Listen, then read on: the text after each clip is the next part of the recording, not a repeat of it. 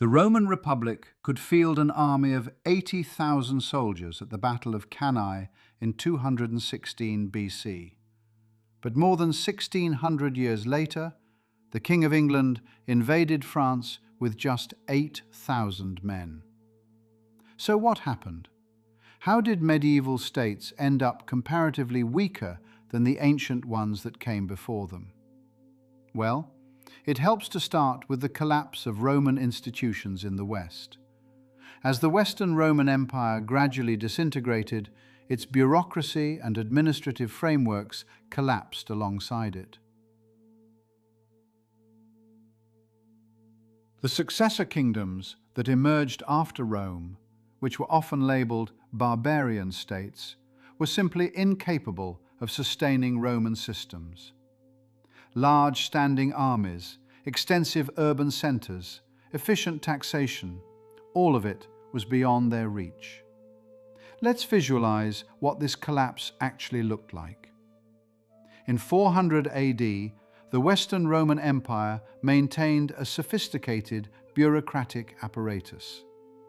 Tax collectors operated across Gaul, Spain, North Africa, and Italy. The cursus publicus, the imperial postal and transport system, connected cities across thousands of miles. Imperial mints produced standardized coinage. Professional armies stationed along the frontiers received regular pay and supplies through established logistics networks. By 500 AD, barely a century later, almost all of this had vanished. The roads fell into disrepair. Cities shrank dramatically or were abandoned entirely. The tax system collapsed as local strongmen refused to cooperate with distant authorities. Germanic kingdoms like the Visigoths in Spain and the Franks in Gaul inherited the territory, but not the institutional knowledge or administrative capacity to run it. Long-distance trade networks shrank, bureaucratic expertise vanished, and post-Roman and later post-Carolingian governments struggled to effectively govern their territories. Under these conditions, assembling armies numbering in the tens of thousands became an enormous logistical challenge. At the same time, diminished administrative capacity meant that medieval governments had severe difficulty feeding, supplying, and paying large armies. In contrast, the Roman state could rely on vast tax revenues and requisition resources from across the Mediterranean world. This allowed Roman authorities not only to assemble large forces, but, crucially, to sustain them on a long-term, permanent basis. This naturally raises the question of why state capacity declined so dramatically after antiquity. After all, earlier societies, the Gauls, the Britons, Germanic peoples, appear in ancient sources as fielding massive armies, despite lacking Roman-style bureaucracy. While it's certainly true that ancient authors often exaggerated numbers, even accounting for this exaggeration, it seems clear that less centralized societies could still mobilize large portions of their populations.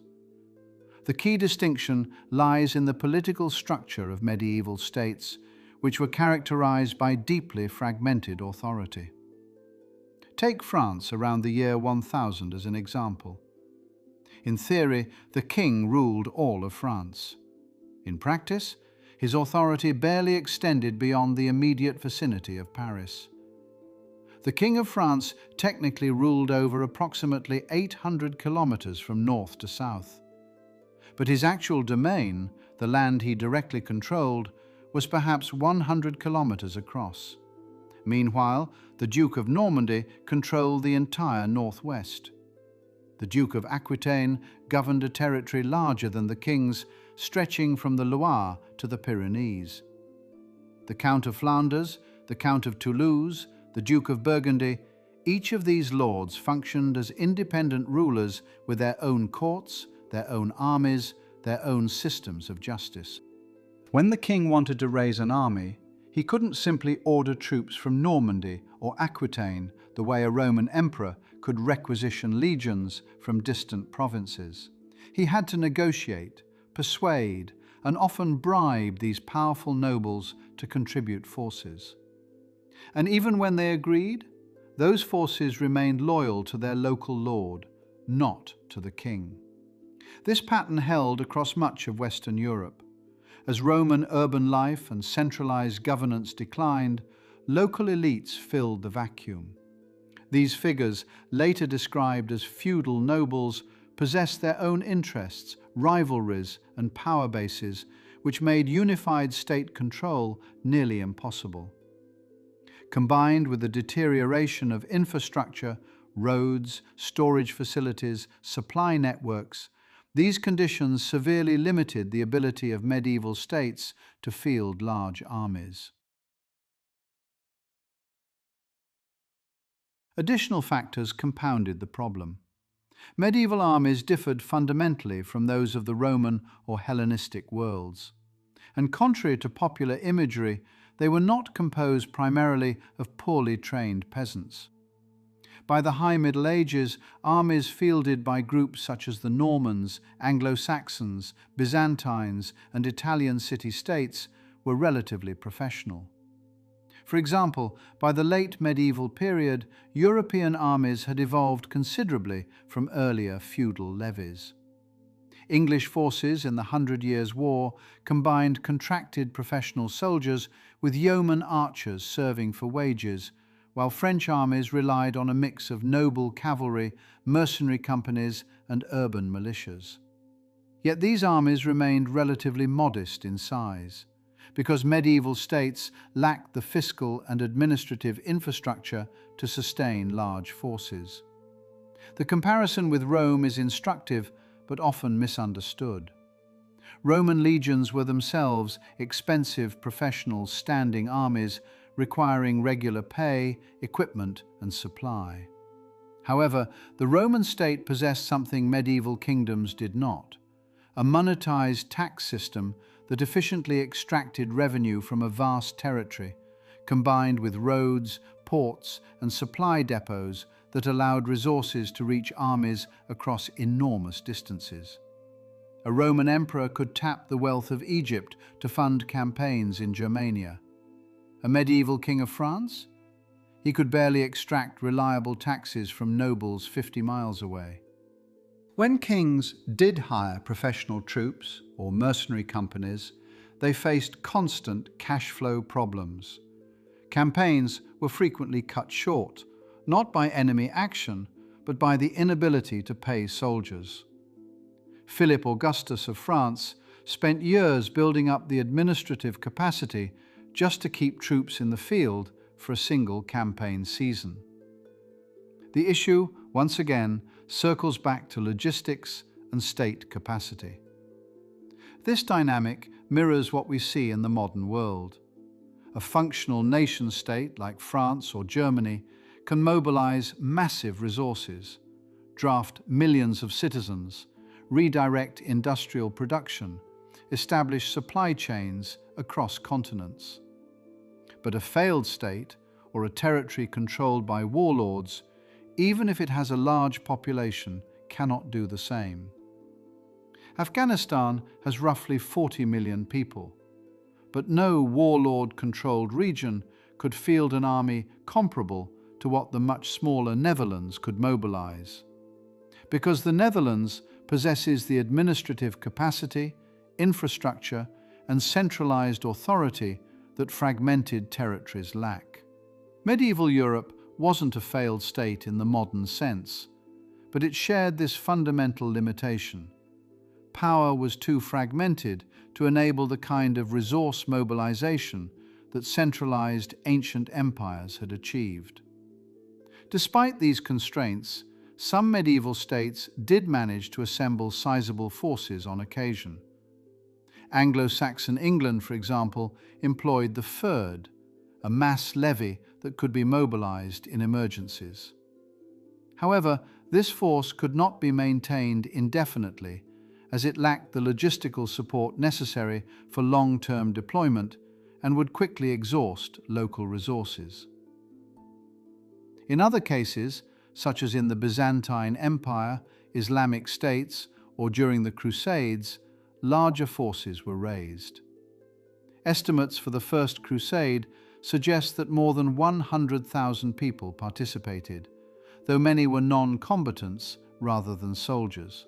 The First Crusade provides perhaps the clearest illustration of medieval logistical dysfunction at scale. In 1096, multiple armies departed from different parts of Europe, taking different routes toward Constantinople and ultimately Jerusalem. There was no unified command, no coordinated supply system, and no central authority managing the campaign. The first wave, led by a charismatic preacher named Peter the Hermit, departed months before the main armies. This force, sometimes called the People's Crusade, consisted largely of poor, untrained civilians with virtually no military equipment or organization. They pillaged their way through the Balkans, alienating the very Byzantine Empire they were supposed to be helping. When they arrived in Constantinople, the Byzantine Emperor Alexios quickly ferried them across to Asia Minor, largely to get rid of them. Within weeks of crossing into Seljuk Turkish territory, they were annihilated. Contemporary sources describe the Turks finding piles of Crusader corpses, with bones scattered across the battlefield for years afterward. Of perhaps 20,000 people, only a few thousand survived. Meanwhile, the main Crusader armies, led by nobles like Godfrey of Bouillon, Raymond of Toulouse, and Bohemond of Taranto, arrived at Constantinople at different times over several months. They couldn't agree on a unified strategy.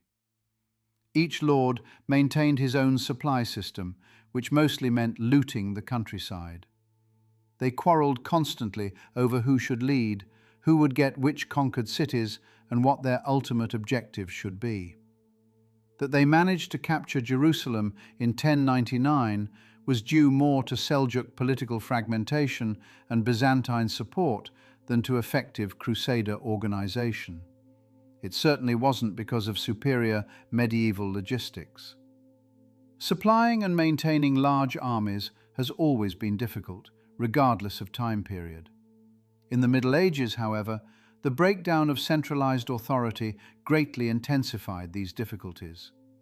Only later, as urbanization revived, bureaucratic institutions re-emerged, and royal power consolidated, did European states begin to rebuild the administrative capacity necessary to sustain armies approaching the size of those fielded by Rome at its height. A supplemental view is that medieval battles tended to be smaller because the forces involved were smaller, and in relative terms, that's not wrong. Medieval battles were not dramatically reduced in scale. When this question comes up, it almost always involves a comparison between a vast classical conflict, like the Second Punic War, and a localized medieval struggle, like the Wars of the Roses. Why wasn't a war between two noble families as large as a war between great empires? Simply because the former involved a handful of noble houses, while the latter pitted enormous imperial states against one another. Most medieval warfare played out on the level of individual counties. A duke might clash with a count over disputed land. One viscount might fight another over the inheritance of a castle. Even the most powerful nobles, figures like the Duke of Aquitaine, who controlled much of southern France, or the Duke of Apulia, Calabria, and Sicily, who ruled Italy south of Rome, commanded resources closer to those of a single Roman province or a few Greek city-states than to an empire such as Carthage, Rome, or Persia. At this point, a reasonable objection emerges. If medieval states were so limited by fragmented authority and weak logistics, how did the Mongols manage to conquer half the known world with armies that sometimes numbered over 100,000 warriors. The Mongol example actually reinforces rather than contradicts our thesis about state capacity and logistics. The Mongol Empire succeeded precisely because it possessed several advantages that medieval European states lacked. First, the Mongols operated under a highly centralized command structure. Genghis Khan and his successors exercised direct, absolute authority over their armies. There were no independent nobles who could refuse to contribute troops or withdraw their forces mid-campaign. Every warrior owed personal loyalty to the Khan, and the chain of command was clear and unbreakable. Second, Mongol logistics were specifically adapted to their pastoral, nomadic lifestyle. Each warrior brought multiple horses, typically 4 or 5, which served as both transportation and food supply in emergencies. The Mongols could move faster and travel farther than sedentary agricultural armies because they weren't tied to fixed supply depots or slow-moving baggage trains. They essentially carried their logistics with them. Third, and perhaps most importantly, the Mongols were masters of extracting resources from conquered territories. When they captured a city, they systematically looted it, conscripted local craftsmen and siege engineers, and requisitioned food supplies. They used Chinese and Persian administrative expertise to build tax systems in conquered regions, which funded further campaigns. In essence, each conquest made the next one easier by expanding their resource base. Compare this to a medieval European king trying to invade a neighboring kingdom. He couldn't simply loot his own peasants to fund the campaign. They were his primary source of long-term revenue, and destroying them would undermine his own power. He couldn't conscript skilled workers at will because urban craftsmen belonged to guilds and served local lords. And he certainly couldn't exercise the kind of absolute, centralized authority that the Mongol Khans wielded.